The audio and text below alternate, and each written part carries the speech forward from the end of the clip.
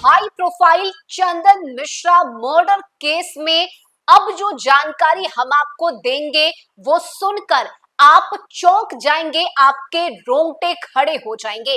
नमस्कार, news for nation देख रहे हैं आप। मैं हूं रश्मि श्रीवास्तव आपके साथ। है बिहार में चंदन मिश्रा हत्याकांड के बाद पुलिस लगातार मामले की जांच में जुटी हुई है और देखिए पश्चिम बंगाल से 5 से 6 शूटर की गिरफ्तारी भी कर ली गई है, जिसके बाद उन शूटर से पूछताछ हो रही है। पूछताछ के बाद कानूनी प्रक्रिया के तहत सभी शूटर को पटना लाया जाएगा। लेकिन इस बीच एक और चौंकाने वाला मामला सामने आया है, जानकारी सामने आई है। दरअसल आपको बता दें कि चंदन मिश्रा को 1-2 नहीं बल्कि 32 गोली मारी गई। जी हां, एक के बाद एक 32 राउंड फायरिंग की गई। चंदन मिश्रा को 32 गोली मारी गई और ये पूरी प्लानिंग शेरू की तरफ से की गई। शेरू ने इस पूरी हत्याकांड में उसकी एक बड़ी और अहम भूमिका अब सामने आ रही है और ऐसे में पटना पुलिस शेरू से भी पूछताछ करेगी। लेकिन देखिए जो जानकारी सामने आ रही है उसके मुताबिक 4 दिन पहले से ही ये पूरी प्लानिंग की गई। पटना के पारस अस्पताल में भर्ती चंदन मिश्रा पर ताबड़तोड़ 32 गोलियां चलाई गई और उसे मौत के घाट उतारा गया। बता दें आपको कि चंदन मिश्रा के पिता खुद के इलाज के लिए और चंदन मिश्रा के पैरोल की मांग में कर रहे थे, जिसके बाद 8 जुलाई को चूना कारोबारी की हत्या के मामले में गैंगस्टर पैरोल पर जेल से बाहर आया था और वो फिस्तुला का ऑपरेशन करवा रहा था।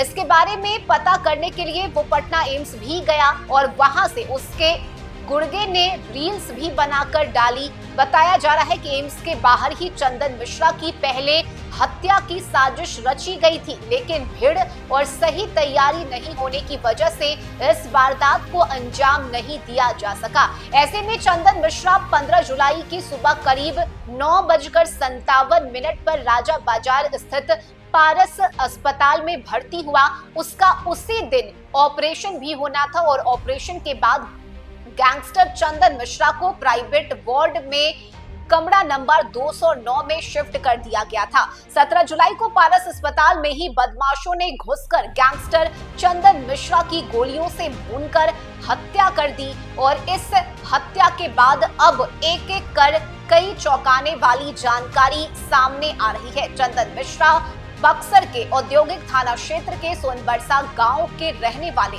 श्रीकांत मिश्रा उर्फ मंटू मिश्रा का बेटा था। चंदन के पिता श्रीकांत मिश्रा भी अपराध की दुनिया में रहे हैं। साल 2007 की बात है जब चंदन के पिता श्रीकांत मिश्रा कई बड़े और छोटे अपराध में शामिल थे। पिता के अपराध को लेकर कई बार पुलिस श्रीकांत मिश्रा के घर पर भी जाती रही है। इस दौरान श्रीकांत तो फरार हो जाता था, लेकिन उसका परिवार घर में ही मौजूद रहता था और इसमें चंदन भी शामिल था। कई बार पुलिस और चंदन के बीच नोक झोंक भी होती रहती थी। लेकिन देखिए आपको बता दें कि पारस अस्पताल के पीछे एक अपार्टमेंट में 3 दिन पहले से अपराधी वहीं पर रहकर योजना बना रहे थे और पूरी प्लानिंग की जा रही थी। पहले तो आपको बता दें कि बाहर ही यानी अस्पताल के बाहर ही चंदन मिश्रा को शूट करने की तैयारी चल रही थी, लेकिन ज्यादा भीड़ होने की वजह से, चूंकि वहां पॉश इलाका है, लोगों की आवाजाही लगातार लगी रहती है, ऐसे में इसे देखते हुए अपराधी वहां पर घटना को अंजाम नहीं दे सके। लेकिन इसके बाद जब चंदन मिश्रा अस्पताल में एडमिट हुआ, 209 कमरा नंबर में जब चंदन मिश्रा को शिफ्ट किया गया, उसके बाद अपराधी एक एक कर वहां पर पहुंचे और वो सीसीटीवी फुटेज भी न्यूज फॉर नेशन पर हमने आपको दिखाया किस तरह से एक के बाद एक 5 शूटर वहां पहुंचते हैं। कमर से पिस्टल निकाला जाता है और देखिए एक के बाद एक 32 राउंड गोलियां चलाई जाती है चंदन मिश्रा पर। 32 राउंड फायरिंग की गई, जिसके बाद वो लहूलुहान हो गया, उसकी मौत हो गई और इस मौत के बाद पुलिस जांच में जुटी हुई है। फिलहाल आपको बताएं कि पश्चिम बंगाल से 5 से 6 शूटर की गिरफ्तारी हुई है। इसमें संख्या भी बढ़ सकती है, क्योंकि अभी देखिए आधिकारिक पुष्टि इसकी नहीं हुई है। अंदर खाने से जो खबर है उसके मुताबिक हम आपको बता रहे हैं कि 5 से 6 संख्या अभी उन शूटर की बताई जा रही है जिनकी गिरफ्तारी हुई है, लेकिन अभी ये संख्या और भी ज्यादा बढ़ सकता है। लेकिन सभी जो शूटर से जिनकी गिरफ्तारी हुई है उनसे पूछताछ चल रही है और सभी को पटना भी लाया जाएगा कानूनी प्रक्रिया के बाद। लेकिन ये हैरान कर देने वाली बात है कि एक दो नहीं बल्कि 32 बार चंदन मिश्रा पर फायरिंग की गई है। इस खबर में अभी के लिए बस इतना ही। न्यूज़ फॉर नेशन पर खबरों का सिलसिला जारी रहेगा। नमस्कार।